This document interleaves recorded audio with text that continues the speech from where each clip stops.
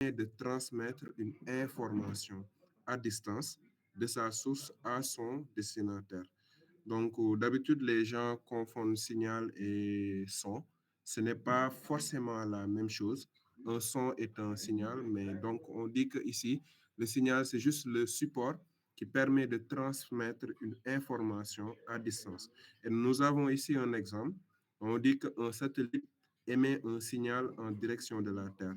Ce signal peut comporter des informations météorologiques ainsi que d'autres informations comme les communications, les informations de la télévision et autres. Maintenant, pour qu'un signal puisse transporter une information, celle-ci doit être codée. Donc, c'est le codage du signal. Et on donne l'exemple en disant que les différentes données recueillies par un satellite, images, vidéos, etc., sont codées avant d'être transmises. Parce qu'au départ, le satellite, ce qu'il veut envoyer, c'est des images. Et donc, il faut qu'il code ça, qu'il y ait une encodation numérique pour avoir des bits et envoyer ça. Et lorsqu'il va être, qu'il va être reçu par les récepteurs, il faut qu'il fasse un décodage. Donc, les signaux les plus utilisés sont les signaux sonores, les signaux lumineux et radio. Donc, les différentes formes de signaux. Donc, pour les signaux, nous avons différentes formes de signaux. On va d'abord parler des signaux sonores. Donc, les signaux sonores sont des ondes mécaniques. Les signaux sonores regroupent les sons audibles, c'est-à-dire ce que l'homme peut entendre, des sons inaudibles, ce que l'homme ne peut pas entendre, par exemple les ultrasons et les infrasons. Donc, les hommes utilisent des sons audibles pour communiquer, mais certains animaux utilisent des sons inaudibles. Par exemple, c'est le cas des chauves-souris qui se localisent grâce aux ultrasons. C'est aussi le cas des abeilles et autres animaux. Donc, les signaux lumineux également sont des ondes électromagnétiques. Donc, ils regroupent la lumière visible qui est perçue par l'homme grâce au sens de la vue, c'est-à-dire l'ensemble des couleurs de l'arc-en-ciel. Il y a également d'autres rayonnements non visibles, notamment les ultraviolets et les infrarouges. Donc, il y a enfin les signaux radio qui sont dont la portée est plus grande. Donc, on dit que les signaux radio sont également des ondes électromagnétiques, mais elles peuvent se propager sur de plus grandes distances. Bon, par exemple, la portée des signaux radio transmettant les stations radio FM atteint le millier de kilomètres. Donc, nous allons parler du transport de l'information. Donc, tout ça, c'est vraiment pour comprendre d'abord ce qu'est la transformation, le transport du signal, la transmission du signal, avant de pouvoir maintenant étudier comment cela se fait en utilisant les outils mathématiques. On dit qu'on perçoit les informations véhiculées par la lumière grâce à la vision, c'est-à-dire notre œil. On perçoit les informations véhiculées par les sons grâce à lui. Néanmoins, les obstacles ou les grandes distances ne permettent pas toujours de recevoir ces informations directement. Elles nécessitent alors d'être acheminées jusqu'à l'individu qui regarde ou écoute. Pour cela, il faut coder les informations en un signal qui peut contourner les obstacles et parcourir de grandes distances. C'est-à-dire que, par exemple, aujourd'hui, le signal sonore et le signal lumineux, il n'est pas toujours efficace. Par exemple, lorsque je suis dans une chambre, dans une chambre, et que j'essaie de parler avec quelqu'un qui est dans une autre chambre, donc avec le mur, avec les obstacles, cela fait qu'il ne pourra pas m'entendre. Maintenant, il faudrait utiliser d'autres signaux, comme les signaux radio, pour pouvoir communiquer plus facilement. Donc, la chaîne de propagation d'un signal comprend toujours les mêmes éléments. Un émetteur, un milieu de propagation et un récepteur. Donc, les différentes formes de signaux, toujours. Nous avons, par exemple, le champ d'une personne. Donc, pour matérialiser ici l'émetteur et le milieu de propagation et le récepteur, donc on donne l'exemple d'un champ d'une personne qui est un signal sonore. Et donc ici, l'émetteur est composé des cordes vocales de la bouche du chanteur. L'air est le milieu de propagation et l'oreille du spectateur est le récepteur du signal. Donc, entre l'émetteur et le récepteur, le signal peut se propager de manière libre dans un milieu ouvert, comme l'air, ou de manière guidée dans un milieu fermé. Donc, nous allons donner deux exemples. Tout d'abord, nous avons généralement les ondes radio qui se propagent librement dans l'air et dans une fibre optique qu'on va montrer tout à l'heure, un signal lumineux se propage de manière guidée. Donc, cet exemple-là, c'est l'exemple d'une propagation de signaux radio dans l'air.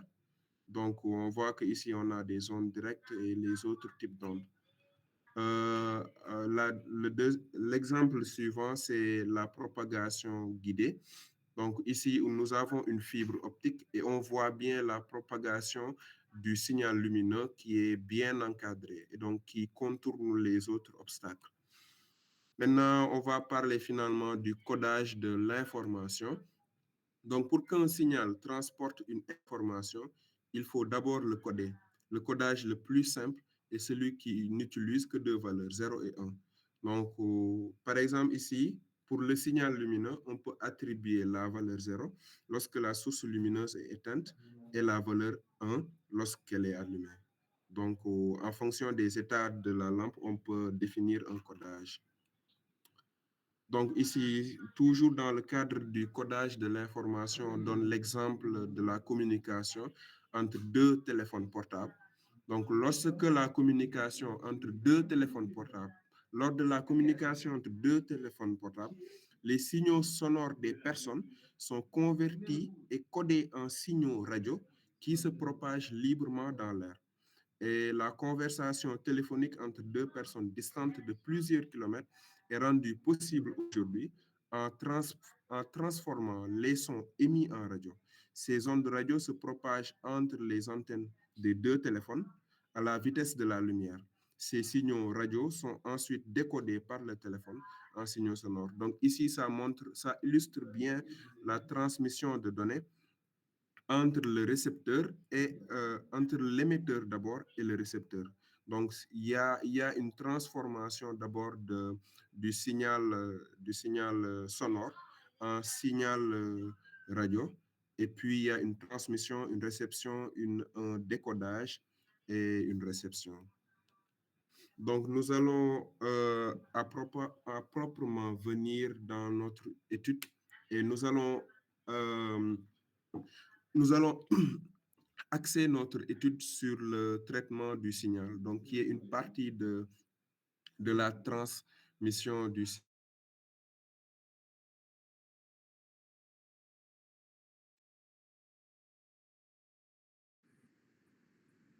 tey bu on vous reçoit plus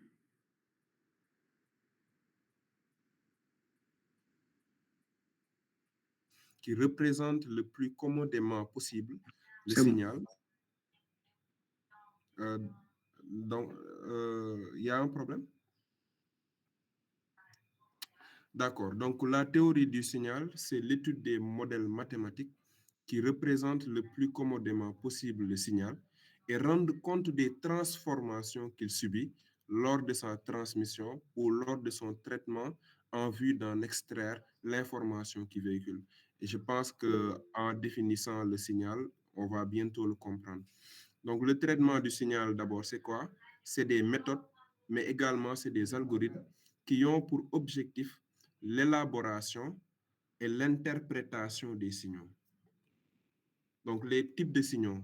En revenant sur le signal, nous avons deux types de signaux. Nous avons un signal qui est analogique, les signaux analogiques, mais que vous voyez qui est représenté par une fonction mathématique continue.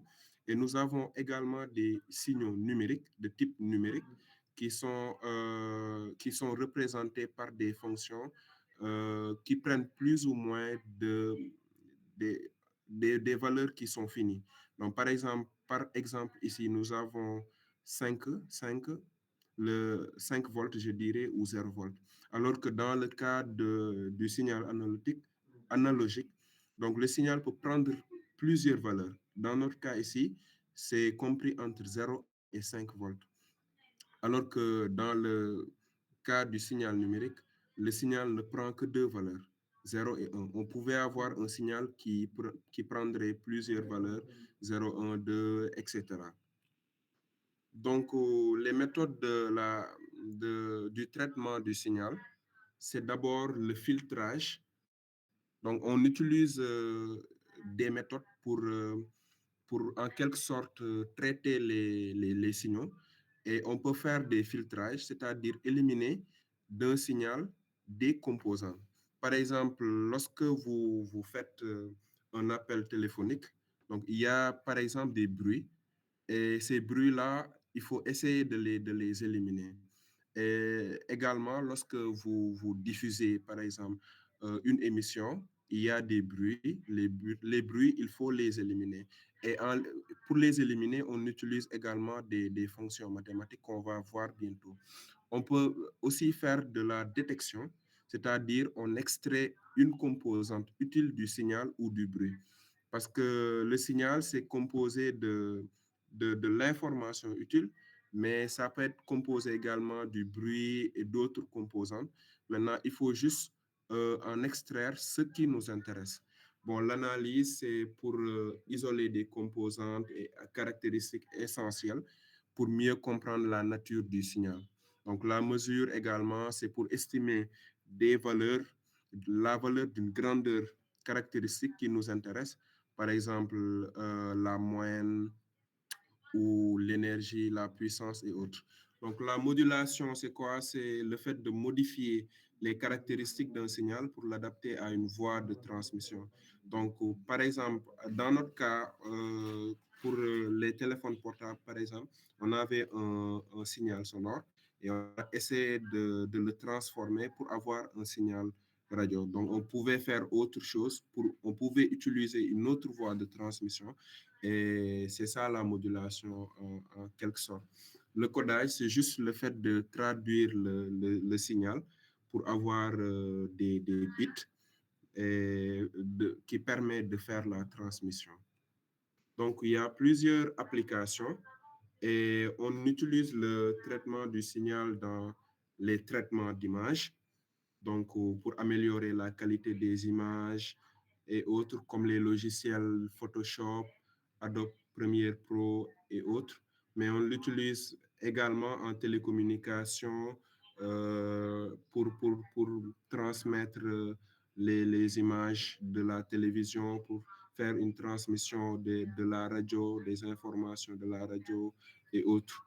Donc, on l'utilise également pour la surveillance sous-marine, dans la sismologie, la cryptographie, dans l'archivage et l'analyse biomédicale, dans l'astrophysique, géologique, acoustique, traitement de la parole et de la musique également. Donc, il y a des logiciels qui font le traitement de la parole et de la musique. Également, ils utilisent le traitement du signal. Bon, nous allons parler d'un concept également qui est fondamental en traitement du signal, c'est les bruits. Donc, on dit que les bruits, c'est tout d'abord dans la transformation que subit l'information au cours de la mise en forme du signal, de son émission à sa réception. Donc, comme on l'a dit, le signal, c'est d'abord reçu d'un émetteur et il doit être transmis au récepteur. Maintenant, dans cette transformation, il se pourrait que le signal soit déformé, que le signal soit biaisé. Et donc, ce qu'on obtient plus tard, c'est du signal, mais avec du bruit. Mais il y a également le bruit qui représente un autre signal, qui est un phénomène perturbateur qui gêne la perception et l'interprétation du signal. Donc, pour mesurer la qualité du signal, plusieurs outils sont disponibles et qui sont basés sur le rapport entre l'information utile par rapport au bruit. Donc, pour savoir si le signal il est de bonne qualité, il faudra faire un ensemble de mesures mathématiques. Par exemple, on peut déterminer la fonction de rapport signal sur bruit ou l'information de Fisher qu'on utilise en estimation. On peut également déterminer l'entropie ou le nombre de bits effectifs. Bon, toujours dans les bruits, je vais essayer de vous demander ici déterminer le signal utile du bruit dans chacun des cas suivants. Donc, dans les deux cas, on aimerait savoir dans les domaines si, par exemple, les phénomènes galactiques représentent un bruit en télécommunication ou bien ça représente le signal utile. Donc, je pose la question. Est-ce qu'il y a quelqu'un qui peut répondre à la question? Par exemple, pour la première question, pour les phénomènes galactiques, dans chaque domaine, par exemple ici dans la télécommunication, est-ce que ça représente un signal utile ou est-ce que ça représente un bruit? Diagne? Oui, bon. La parole est à l'audience. Fasiaka, vous avez la parole. Ça représente un bruit. Les phénomènes galactiques pour la télécommunication. Oui, c'est la bonne réponse. Et au niveau de l'astrophysique?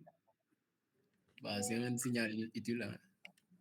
Hein. Et est-ce que tu peux expliquer pourquoi? Bah, pour l'astrophysique, on a besoin de ces... Oh, désolé. Pour l'astrophysique, on a besoin de ces signaux quoi, pour faire l'analyse et tout ça. Là. Le domaine, c'est dans le domaine, quoi. Donc, ça peut pas être des bruits. Maintenant, télécommunication, on n'a pas besoin de ces signaux, quoi. Voilà, c'est exactement ça. Donc, pour la deuxième question, qui peut répondre?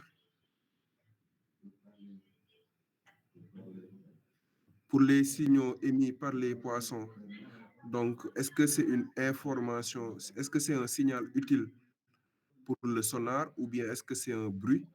Est-ce que c'est aussi un signal utile pour le navire de pêche ou bien est-ce que c'est un bruit? Signaux émis par les poissons. Au niveau du sonar, est-ce que c'est un signal qui est utile ou bien...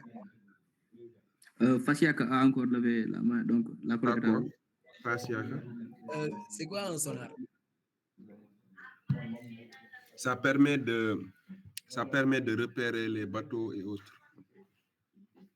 Ok, merci beaucoup. Le navire de pêche, donc, c'est pour déterminer les poissons. C'est pour déterminer la position.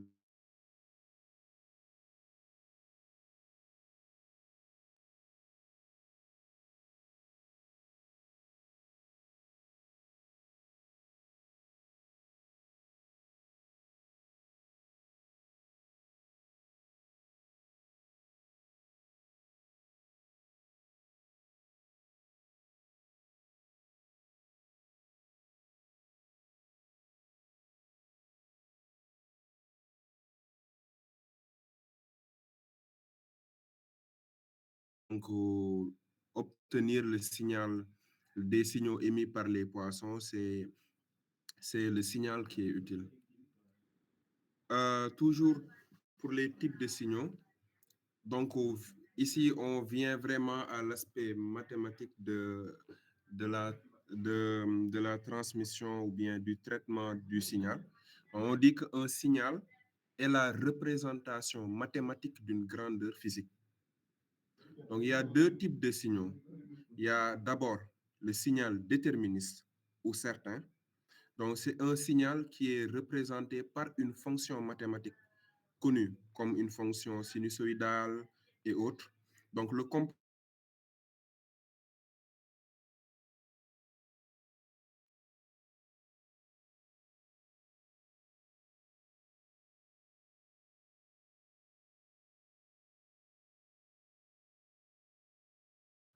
par exemple, une fonction sinus de t, tu peux savoir à l'instant 90 secondes quelle sera la valeur de la fonction, ça sera sinus de 90. Donc, c'est un signal qui est déterministe ou certain. Donc, la description par une fonction dans le cas analogique ou une suite numérique dans le cas discret. Donc, si le signal est analogique, donc, comment dire, on utilise une fonction continue. Et si c'est dans le cas discret, on utilise une suite numérique. Donc, on a également le signal aléatoire ou stochastique. Donc, la connaissance à un instant T ne peut pas permettre de déduire la valeur en un instant ultérieur. Parce que, par exemple, vous connaissez ce que je suis en train de dire actuellement, mais vous ne pouvez pas connaître ce que je vais dire dans un instant T plus 5 secondes ou pas. Donc, le signal, il est aléatoire ou stochastique. Donc, alors que par exemple, si vous êtes dans une bobine ou dans un condensateur, vous savez la tension à l'instant T plus 90 et autres. Donc, lorsque vous déterminez l'équation différentielle, vous serez en mesure de connaître quelle sera la tension au bord de la bobine à l'instant T plus 50 ou autre. Donc, pas de description mathématique précise. La description est uniquement basée sur des propriétés statistiques, moyenne, variance et autres. Donc, représentation d'un signal, donc temps et fréquence. Le temps et la fréquence sont les deux bases servant à la description des signaux. Donc, pour tracer, par exemple, le graphe de l'amplitude du signal, on peut utiliser en abscisse le temps ou la fréquence. Donc, en utilisant le temps ou en utilisant la fréquence, c'est deux points de vue différents d'une même réalité physique. Donc, lorsqu'un signal est représenté en fonction du temps, on parle de représentation temporelle. Et lorsqu'il est représenté en fonction de la fréquence, on parle de représentation fréquentielle. Donc, en fonction du temps et de la fréquence, on parle de représentation temps-fréquence. Donc, pour la caractérisation des signaux déterministes, donc, c'est des signaux qui sont représentés par des fonctions mathématiques qui sont connues, comme des fonctions, vous prenez n'importe quelle fonction, mais c'est des signaux dont on peut connaître l'amplitude en un instant donné. Donc, on dit que le signal est modélisé par une fonction réelle ou complexe de la fonction x de t. Donc, le signal x de t est dit analogique si x de t varie de façon continue dans le temps, et il est dit logique si x de t ne peut prendre que deux valeurs distinctes. Donc, par exemple, 0 et 1. Et le signal x de t est numérique s'il est échantillonné et quantifié, c'est-à-dire s'il prend plusieurs valeurs, mais il n'est pas analogique. Mais il peut prendre plusieurs valeurs qui sont discrètes, quoi, en quelque sorte. Donc ici, pour le signal périodique, nous allons définir le signal périodique qui est un motif qui se répète au cours du temps. Donc la période T, c'est la durée du motif. La fréquence est le nombre de motifs par seconde. Et ici, on a le cas des pulsations cardiaques qui sont périodiques et le codeur incrémental. Donc, on va également définir le rapport cyclique qui est le rapport de la durée à l'état O sur la période. Bon, donc, pourquoi le rapport cyclique est intéressant? Parce que ça permet de savoir sur la période, c'est quoi l'instant où le signal est actif en quelque sorte.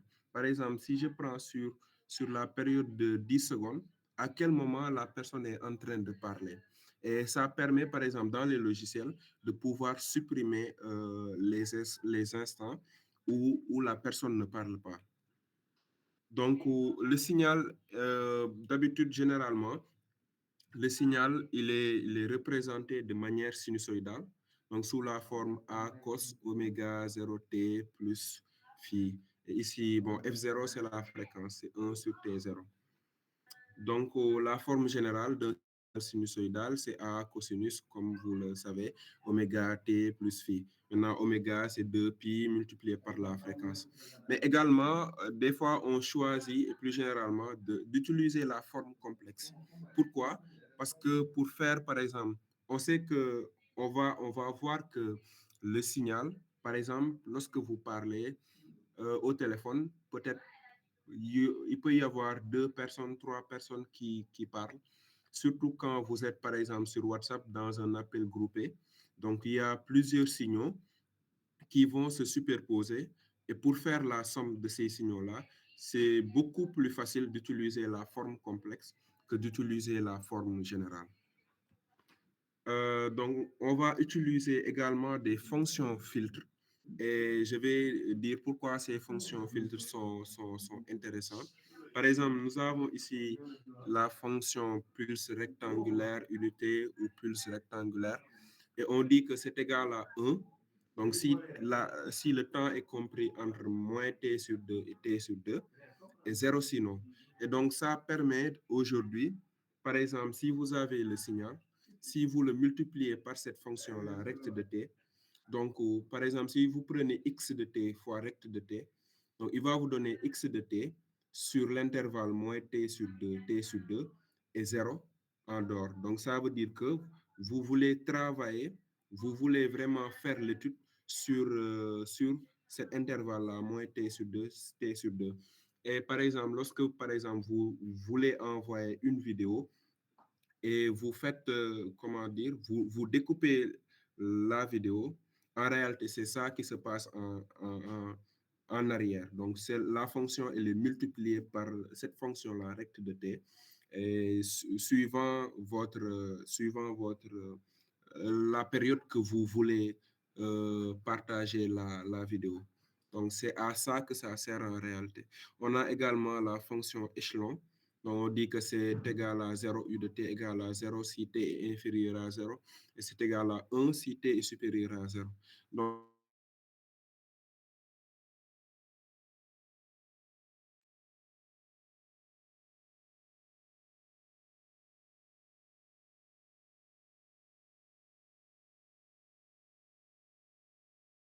exemple, un son à partir d'un certain moment.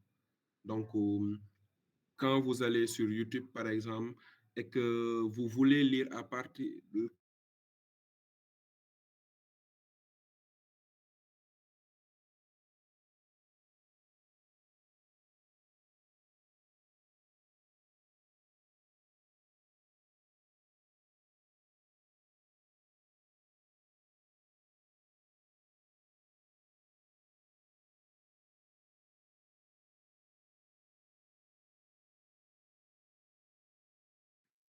Taïbou, on t'entend plus.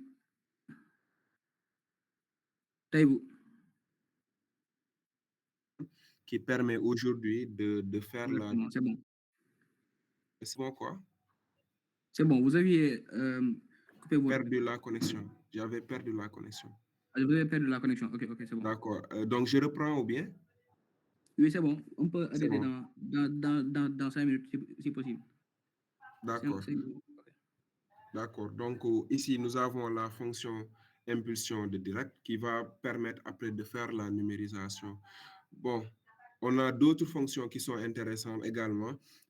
Ici, nous avons l'échelonnage temporel. Par exemple, lorsque vous lisez, comment dire, un vocal sur WhatsApp et que vous voulez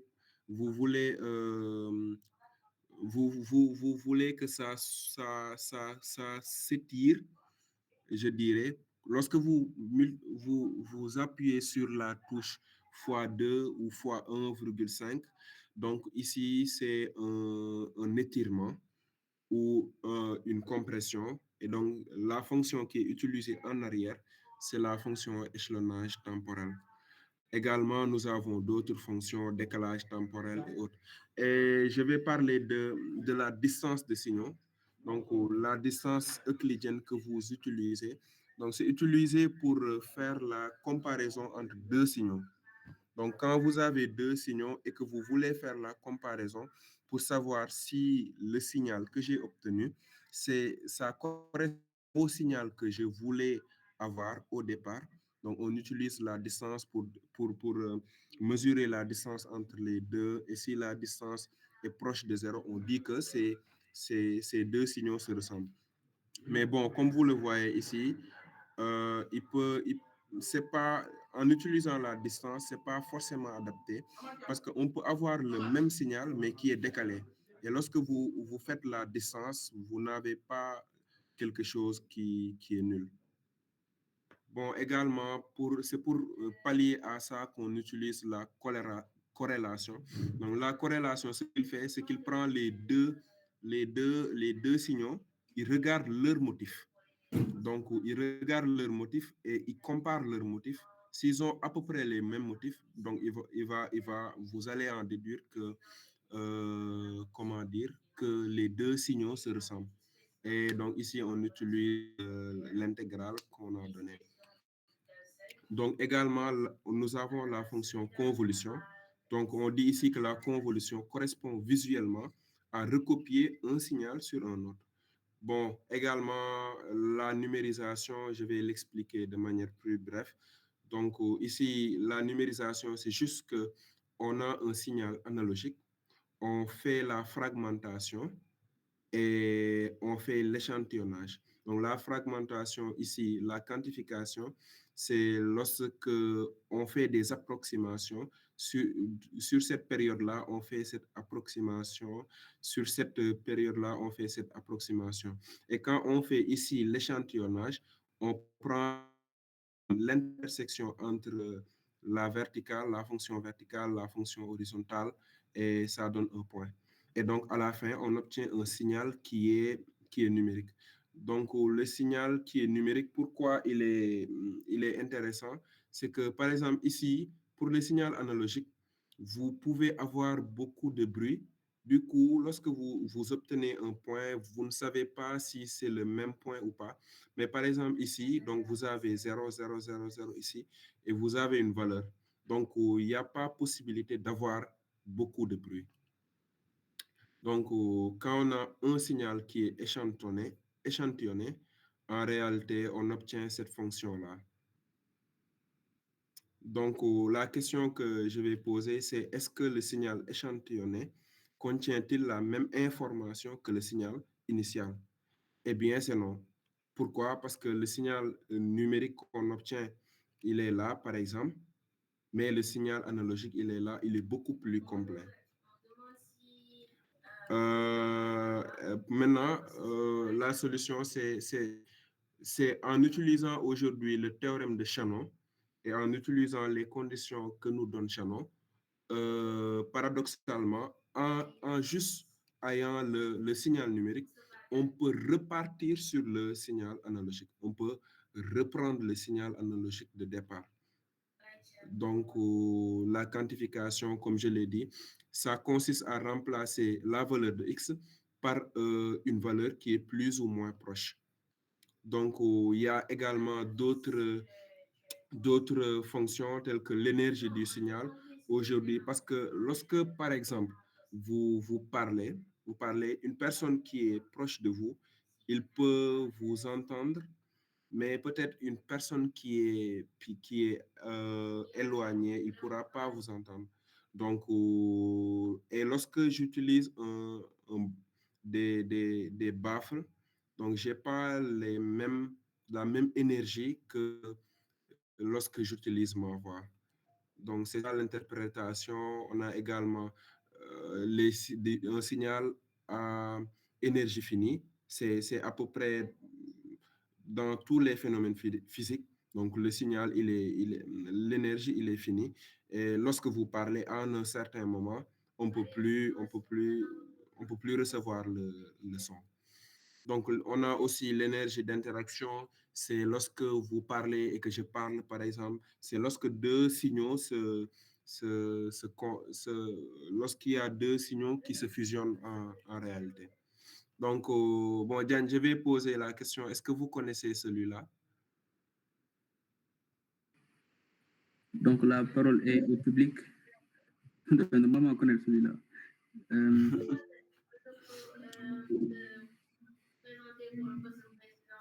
Quelqu'un a levé la main, Diane? Mohamed, vous avez la parole. Bonsoir à tous. Bonsoir. Je pense que c'est Joseph Fourier.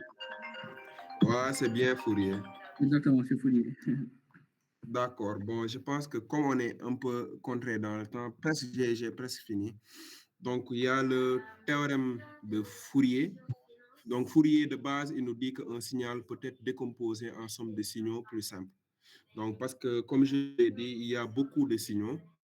Et comment dire, donc quand on a un signal, on peut le décomposer en plusieurs signaux, en somme de plusieurs signaux qui sont simples pour faire les calculs et autres. Donc, c'est ça. Donc, le théorème il nous dit que si on a un signal physiquement réalisable, il peut s'écrire sous cette forme-là.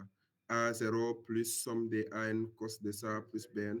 Et on voit que ces fonctions sont simples. Donc, quelle que soit la complexité de la fonction x de t0, il peut s'écrire sous cette forme. Bien sûr, il y a des conditions à vérifier, les conditions de Dirichlet, qui nous dit qu'il faut que x de t0 soit défini et continue sur l'intervalle et que x de t0 ne présente pas de discontinuité et autres. Donc, on a également la transformée de Fourier qui nous permet aujourd'hui de passer du signal temporel, par exemple, à un signal fréquentiel. Donc, on a également l'identité de Parseval qui nous dit que la conservation de l'énergie entre l'espace temporel et l'espace fréquentiel, donc les deux sont les mêmes. Donc, ça permet de déduire pas mal d'applications. Et donc, le problème, c'est quelle est la condition sur FE pour qu'à partir du signal échantillonné, on puisse reconstruire intégralement x de t. Donc, c'était la problématique qu'on avait soulignée. Et le théorème de Shannon nous dit que si on respecte ces